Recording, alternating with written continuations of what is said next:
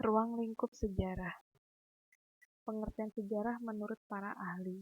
Sebelum membahas pengertian sejarah menurut para ahli, sejarah ini sendiri diambil dari kata syajarah atau bisa diartikan terjadi, dan syajarah atau syajaratun yang artinya pohon silsilah, asal-usul ataupun riwayat. Nah, pengertian sejarah menurut para ahli yang pertama ada dari Kementerian Pendidikan Nasional, mengartikan sejarah sebagai mata pelajaran yang menanamkan pengetahuan dan nilai-nilai mengenai proses perubahan dan perkembangan masyarakat Indonesia dan dunia dari masa lalu hingga masa kini. Nah, bisa diambil beberapa poin penting. Jadi menurut Kementerian Pendidikan Sosial ini, sejarah memiliki poin intinya yang pertama adalah tentang mata pelajaran, kemudian menanamkan pengetahuan dan nilai, kemudian berisi proses perubahan, baik itu Indonesia dan dunia. Yang jelas dari sejarah ada batasan waktu, yaitu masa lampau hingga masa kini. Jadi mencakup juga yang namanya waktu. Kemudian pengertian sejarah menurut Herodotus. Menurut Herodotus, sejarah tidak berkembang ke arah depan dengan tujuan pasti, melainkan bergerak seperti garis lingkaran yang tinggi rendahnya diakibatkan oleh keadaan manusia. Jadi maksudnya adalah kenapa tidak berkembang ke arah depan dengan tujuan pasti? Sebab sejarah bukan ilmu yang statis, jadi dinamis. Karena itu digambarkan oleh Herodotus sebagai garis lingkaran yang tinggi rendahnya diakibatkan oleh keadaan manusia. Jadi yang mempengaruhi suatu peristiwa sejarah itu di masa depan adalah dari pola pikir atau keadaan manusianya. Kemudian yang ketiga dari G.V. Bryce, mengartikan sejarah sebagai catatan apa yang telah dipikirkan, dikatakan, dan diperbuat oleh manusia. Jelas bahwa G.V. Bryce menekankan dari peninggalan-peninggalan sejarah. Maksudnya adalah peninggalan ini bukan hanya melulu tentang benda-benda purbakala, tetapi bahwa sejarah itu bisa dibuktikan. Nah, salah satunya adalah menurut Bryce harus ada catatan yang merekam bahwa sejarah tersebut benar-benar terjadi. Baik itu yang masih berupa pikiran, jadi berupa rencana pun sudah dianggap sebagai sejarah, kemudian yang dikatakan manusia hingga diperbuat oleh manusia. Yang keempat, menurut W.H. Walsh, bahwa sejarah adalah tentang pencatatan berupa cerita. Jadi cerita ini maksudnya adalah bukan hanya cerita biasa, tapi pencatatan tentang cerita yang penting atau berarti dan hal-hal penting saja bagi manusia. Nah, catatan ini meliputi tindakan dan pengalaman manusia di masa lampau. Maksudnya apa? Bahwa semua tindakan atau pengalaman manusia di masa lampau ini benar-benar terjadi. Jadi bukan hanya hayalan, bukan hanya dongeng. Di mana tindakan atau pengalaman manusia yang dianggap sejarah ini menurut W.H. Walsh adalah tindakan atau pengalaman yang benar-benar berarti atau penting. Seperti itu.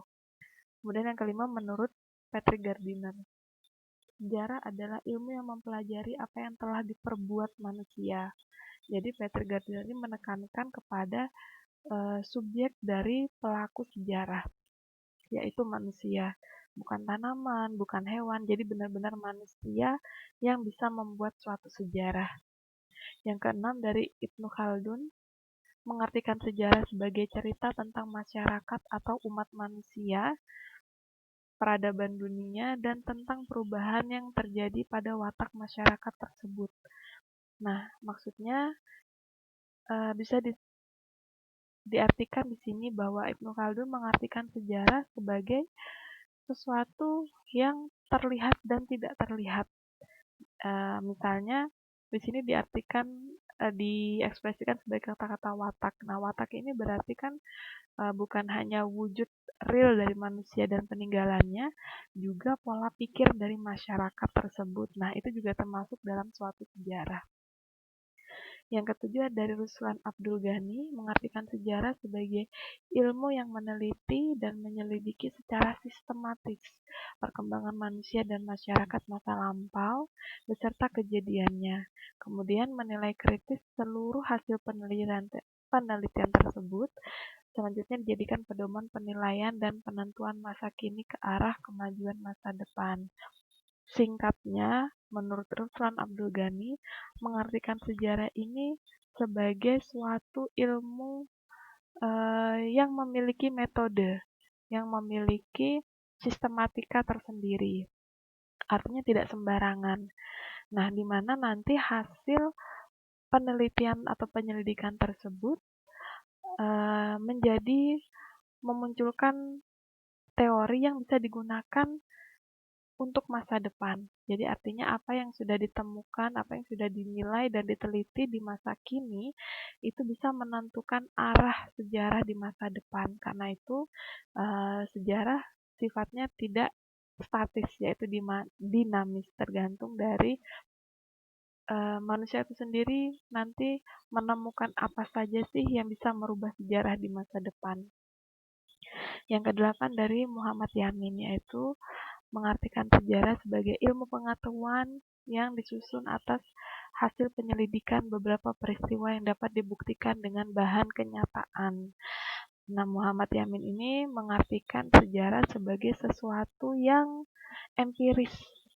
Artinya tidak semu, tidak karena dongeng saja, tidak karena katanya-katanya saja, tetapi ilmu pengetahuan yang jelas bisa dibuktikan dengan sesuatu sumber pendukungnya, sebagai bahan pendukungnya, yaitu sejarah sebagai kenyataan.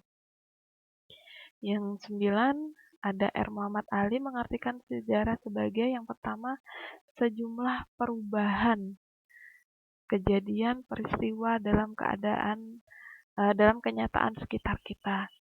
Artinya, segala yang terjadi di sekitar kita itu merupakan sejarah. Saya tadi pagi sarapan, itu sejarah. Saya tadi siang makan siang, itu sejarah. Jadi segala perubahan yang terjadi atau segala peristiwa yang terjadi dalam sekitar kita itu suatu sejarah. Hanya saja mungkin nanti konteksnya apakah itu sejarah menjadi sejarah pribadi, lingkup kecil, atau sejarah umum, yaitu sejarah yang mempengaruhi kehidupan orang lain atau masyarakat luas. Kemudian Muhammad Ali juga mengartikan sejarah sebagai cerita tentang perubahan, kejadian, dan peristiwa yang merupakan realitas. Artinya apa? Muhammad Ali ini menganggap sejarah adalah sesuatu yang benar-benar terjadi, hanya saja diceritakan ulang. Jadi cerita tentang sesuatu yang benar-benar realita, bukan angan-angan. Muhammad Ali juga mengartikan sejarah sebagai ilmu yang bertugas menyelidiki perubahan, kejadian, dan peristiwa yang realitas. Artinya sejarah selain sebagai kejadian yang pernah terjadi pada suatu manusia, atau sejarah sebagai cerita terhadap kejadian yang terjadi pada manusia, juga sejarah sebagai ilmu yang bisa membuktikan atau menyelidiki perubahan yang terjadi pada kehidupan manusia. Nah, dari beberapa pendapat para ahli tersebut bisa diartikan secara garis besar bahwa pengertian sejarah yang pertama adalah peristiwa kehidupan yang benar-benar terjadi di masa lampau. Ini yang seperti disampaikan tadi, bahwa sejarah bukan angan-angan, bukan hayalan, bukan hanya sekedar dongeng kosong, tetapi sejarah sebagai benar-benar kejadian yang benar-benar terjadi di masa lampau. Kemudian pengertian sejarah yang kedua bisa diartikan sebagai cerita atau kisah masa lampau yang disusun berdasarkan peninggalan-peninggalan sejarah. Artinya apa? Bahwa memang berupa cerita, tapi ceritanya bukan semu. Cerita ini disusun ulang atau direkonstruksi berdasarkan peninggalan-peninggalan sejarah yang membuktikan bahwa kejadian tersebut benar-benar terjadi. Nah, pengertian sejarah Yang selanjutnya diartikan sebagai ilmu yang mempelajari kehidupan manusia yang benar-benar terjadi di masa lampau. Seperti yang disampaikan tadi bahwa ini ilmu bukan tentang hayalan, tetapi ilmu yang benar-benar mempelajari tentang apa yang pernah manusia lakukan di masa lampau. Selanjutnya adalah ruang lingkup sejarah menurut bentuk dan sifatnya. Yang pertama adalah sejarah sebagai ilmu harus memiliki 4 syarat. Yang pertama adalah empiris. Empiris ini artinya dapat dibuktikan oleh semua orang atau berdasarkan pengamatan dan pengalaman. Jadi tidak semu. Jadi benar-benar terjadi. Kemudian yang kedua memiliki objek. Objek dari sejarah itu sendiri yaitu manusia. Dalam konteks masa lampau, artinya apa? Sejarah ini adalah sesuatu yang sudah terjadi. Jadi kalau masih rencana di masa depan dan belum menyisakan bukti sejarah, maka masih belum dianggap sebagai sejarah sebagai ilmu. Kemudian karena sebagai ilmu, sejarah harus memiliki metode. Metodenya yaitu metode sejarah, baik itu heuristik, interpretasi, dan seterusnya. Dan yang keempat, harus memiliki teori dan konsep. Itu adalah sejarah sebagai ilmu. Jadi keempat syarat tadi harus terpenuhi. Kemudian sejarah sebagai peristiwa. Sejarah sebagai peristiwa harus memiliki 3 syarat. Yang pertama adalah bersifat abadi. Artinya tidak berubah atau tidak dapat diubah. Misalnya, proklamasi terjadi pada tanggal 17 Agustus 1945. Nah, ini sampai kapanpun tidak akan berubah dan tidak dapat dirubah. Kemudian yang kedua bersifat unik atau sekali terjadi, tidak dapat diulang, jelas. Contohnya masih sama, misalnya proklamasi 17 Agustus 1945 itu tadi. Ketika ada proklamasi lagi, maka itu tidak dianggap sebagai unik. Karena kalaupun terjadi lagi, tahun dan waktunya akan berbeda. Nah, jadi yang dianggap sejarah adalah proklamasi yang terjadi pertama kali itu tadi. Yang selanjutnya dianggap sebagai rekonstruksi. Kemudian yang ketiga bersifat penting atau memiliki pengaruh besar. Nah, ini contohnya ada nih beberapa guyonan yang mengatakan bahwa mantan itu sebagai sejarah. Jika mantan dianggap sejarah, oke, mungkin untuk sifat abadi dan uniknya bisa terpenuhi. Tetapi apakah mantan itu dianggap sebagai sesuatu yang penting atau memberi dampak kepada orang lain? Maka jelas tidak. Nah, artinya guyonan tentang mantan sebagai sejarah itu tadi tidak memenuhi sejarah sebagai peristiwa, sebab peristiwanya harus peristiwa yang penting atau memiliki pengaruh besar terhadap umat manusia. Yang ketiga ada sejarah sebagai kisah atau cerita, di mana sejarah ini merupakan hasil rekonstruksi dari si sejarawan atau pencerita itu tadi. Nah, karena berupa rekonstruksi, maka bersifat subjektif. Jadi tergantung dari sudut pandang sejarawan untuk menceritakan kembali suatu peristiwa sejarah tersebut. Misalnya, saya ingin menceritakan tentang sejarah pemerintahan Presiden A. Jika saya menyukai presiden itu, jelas yang akan saya ceritakan adalah sesuatu yang baik-baiknya. Namun, jika saya sebagai individu yang kontra atau tidak mendukung dari pemerintahan presiden tersebut, maka yang akan saya bicarakan jelas lebih banyak negatifnya daripada positifnya. Nah, ini yang dimaksud subjektif, tergantung dari bagaimana sejarawan itu ingin membentuk image dari sejarah yang akan dia tuliskan. Kemudian sejarah sebagai seni. Sejarah sebagai seni memiliki 4 syarat. Yang pertama memiliki intuisi atau ide atau ilham. Jadi, ketika sejarah ini ingin dituliskan, harus ada ruhnya. Apa sih yang ingin saya tuliskan? Misalnya saya ingin menuliskan tentang sejarah modern atau sejarah tentang presiden masa kini. Nah, itu tergantung dari ide apa yang ingin saya angkat. Kemudian yang kedua ada imajinasi. Imajinasi ini maksudnya adalah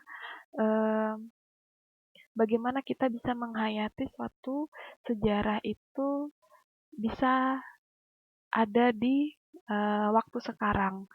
Misalnya, ketika saya ingin menuliskan sejarah tentang masa kerajaan, maka saya tidak bisa menggambarkannya sebagai suatu tempat atau suatu kondisi seperti sekarang. Jadi misalnya kerajaan Sriwijaya, saya tidak bisa menganggap Sriwijaya itu hanya Palembang saja. Seperti itu, karena pada masa itu Sriwijaya bukan berupa Indonesia, bukan berupa Sumatera, tetapi memiliki peta kerajaannya sendiri yang mungkin untuk pada saat sekarang petanya sudah melewati dari Indonesia. Jadi kita tidak bisa bilang Sriwijaya itu dengan gambaran peta Indonesia masa kini. Kemudian yang ketiga ada sejarah sebagai seni harus memiliki emosi. Jadi empati seolah kita merasakan sendiri seperti yang baru saja disampaikan bahwa ketika kita ingin menggambarkan sesuatu sejarah yang benar-benar terjadi di masa lalu, kita tidak bisa menempatkan diri sebagai orang yang ada di masa modern sekarang. Seperti itu. Misalnya kita ingin mengkritisi, kok bisa sih masa lalu sejauh butuh beberapa hari untuk menyampaikan suatu pesan kemerdekaan misalnya. Nah, untuk masa sekarang jelas lebih gampang karena kita didukung oleh beberapa sarana prasarana yang sudah modern, baik itu komunikasinya, medianya, dan seterusnya. Tapi ketika kita sudah memiliki emosi atau empati di masa lalu, di mana belum ada media-media semaju sekarang, jelas kita bisa menggambarkan betapa di masa lalu itu mengantarkan sebuah berita, mengantarkan sebuah informasi itu memiliki effort atau usaha tersendiri seperti itu. Jadi kita tidak bisa meremeh-temehkan hal-hal yang benar-benar terjadi di masa lalu dengan kondisi kita sekarang. Kita harus bisa menempatkan diri untuk menilai masa lalu sebagai orang masa lalu juga. Yang keempat adalah gaya bahasa. Sejarah sebagai seni harus memiliki gaya bahasa yang to the point, mudah dipahami, dan tidak berbelit. Hal ini dimaksudkan agar yang mempelajari atau yang mendengarkan sejarah itu sendiri bisa langsung mengerti apa yang ingin disampaikan oleh sejarawannya. Guna ilmu sejarah ada dua. Yang pertama adalah guna intrinsik. Guna intrinsik ini sendiri sebagai media mengetahui masa lampau dan sebagai ilmu, seperti yang sudah dijelaskan sebelumnya. Dan guna yang kedua adalah sebagai guna ekstrinsik. Guna ekstrinsik ini terbagi atas 6, yaitu pendidikan nalar, moral, kebijakan, politik, mengenai waktu perubahan, dan mengenai masa depan. Nah, misalnya yang pertama, pendidikan nalar. Dari sejarah kita bisa belajar tentang sikap kritis. Suatu sejarah dituliskan sebagai kejadian yang misalnya mengerikan. Tetapi kita sebagai orang yang mempelajari sejarah, kita bisa menilai kenapa sih sesuatu itu bisa dianggap sebagai sesuatu yang mengerikan. Nah, mungkin kita bisa bersifat kritis dengan menyelidiki beberapa faktor di belakangnya. Jadi tidak semerta-merta menelan mentah-mentah apa yang sudah dituliskan atau apa yang sudah diceritakan dari sejarawan tersebut. Kemudian yang kedua, pendidikan moral. Maksudnya di sini adalah dari suatu sejarah kita bisa melihat dua sifat yang bertolak belakang. Misalnya tentang keruntuhan suatu kerajaan, kita bisa melihat baik buruknya dari watak masyarakat pada waktu tersebut. Kemudian sifat yang lainnya seperti mungkin tentang kejadian beruntung dan sialnya sesuatu yang dianggap mempengaruhi terbentuknya suatu sejarah, misalnya kejadian alam dan lain sebagainya. Nah, kemudian yang ketiga tentang pendidikan kebijakan atau kebijaksanaan. Ini tentang pragmatis. Jadi tentang sejarah itu suatu efek dari apa yang sudah ditentukan dari pelaku sejarahnya, yaitu manusia. Baik manusia sebagai makhluk politik, makhluk sosial, dan seterusnya. Kemudian pendidikan politik. Nah, jelas bahwa peristiwa sejarah adalah tindakan atau kegiatan politik. Lebih umum digambarkan bahwa sejarah adalah politik masa lalu dan politik adalah sejarah masa kini. Artinya apa? Segala yang berhubungan dengan politik akan menjadi sejarah di masa depan. Jadi apa yang kita lakukan sekarang ini adalah sebuah politik. Entah saya sebagai pencerita atau mungkin pelajar atau siswa nanti meninggalkan di masa depan sebuah sejarah bahwa saya sebagai siswa adalah siswa yang berprestasi atau siswa yang tidak berprestasi dan seterusnya. Kemudian yang kelima, pendidikan mengenai perubahan. Jelas bahwa sejarah yang berkaitan dengan waktu merupakan proses perubahan dari waktu ke waktu, baik disengaja atau tidak. Misalnya di tempat yang sama, dengan orang atau pelaku sejarah yang sama, dari waktu ke waktu tidak akan sama. Maksudnya seperti ini. Saya hari ini dengan saya esok hari, apa yang saya lakukan tidak akan sama. Dan jika itu berulang, di suatu masa depan ada sesuatu yang bisa dituliskan dari apa yang sudah saya lakukan hari ini. Seperti itu misalnya, hari ini saya seharian tidur-tiduran tanpa melakukan sesuatu yang produktif. Besok saya melakukan tidur-tiduran kemudian tidak melakukan hal yang baik tetapi justru melakukan yang hal buruk. Di masa depan, sejarah yang akan tertulis bahwa saya tidak akan menjadi apa-apa. Saya tidak akan menjadi manusia yang produktif. Kenapa? Karena di masa lalu, saya tidak berusaha membuat suatu sejarah atau suatu investasi agar di masa depan saya menjadi sesuatu yang baik, seperti itu. Jadi, apa yang kita lakukan dari waktu ke waktu itu akan membawa perubahan itu akan muncul di masa depan. Yang terakhir adalah pendidikan mengenai masa depan, bahwa sejarah ini dianggap sebagai suatu ilmu atau suatu pedoman yang dapat memprediksi masa depan. Mengapa demikian? Karena sebetulnya manusia ini memiliki suatu pemikiran dan perilaku yang memiliki pola.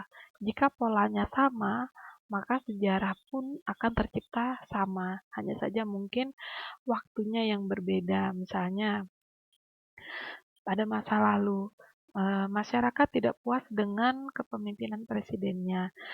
Kemudian terjadi makar kekuasaan. Nah, di masa kini, jika terjadi hal yang sama, maka jika kita tidak belajar dari sejarah masa lalu, maka akan terjadi hal yang sama. Bisa jadi di masa kini, ketika seseorang tidak puas dengan kepemimpinan pemerintahannya pun sama di masa lalu akan melakukan makar kekuasaan. Seperti itu.